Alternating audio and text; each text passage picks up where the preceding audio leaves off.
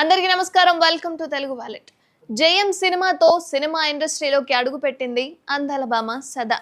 తేజ దర్శకత్వంలో వచ్చిన ఈ సినిమా మంచి విజయాన్ని అయితే అందుకుంది.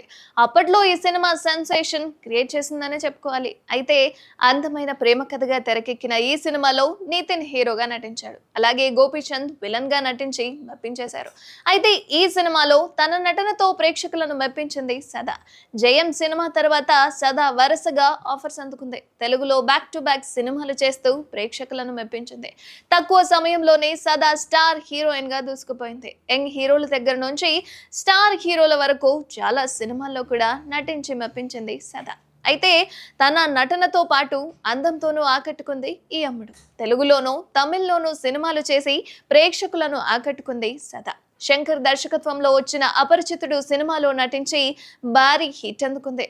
అపరిచితుడు సినిమాలో తన నటనతో అక్కడి ప్రేక్షకులకు చాలా దగ్గరైంది. ప్రస్తుతం సదా సినిమాలు తగ్గించింది. పలు టీవీ షోల్లో పాల్గొంటుంది ఈ భామ. ఇదిలా ఉంటే ఈ అమ్మడు వయసు పెరుగుతున్నా తరగని అందంతో కవిస్తుంది. అయితే సదా ఇంతవరకు పెళ్లి చేసుకోలేదు. తాజాగా సదా పెళ్లి గురించి షాకింగ్ కామెంట్ చేసింది. విడాకులు తీసుకోవడంలో తప్పులేదు అంటుంది సదా.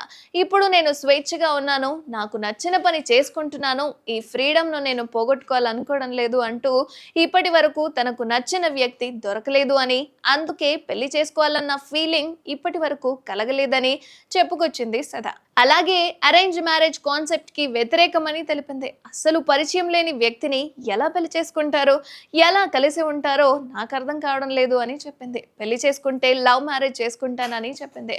తన పేరెంట్స్ ది కూడా లవ్ మ్యారేజ్ అని చెప్పింది. అలాగే పెళ్లి చేసుకున్న తర్వాత లైఫ్ సాగడం కష్టంగా ఉందని భావిస్తే పార్ట్నర్ తో జర్నీ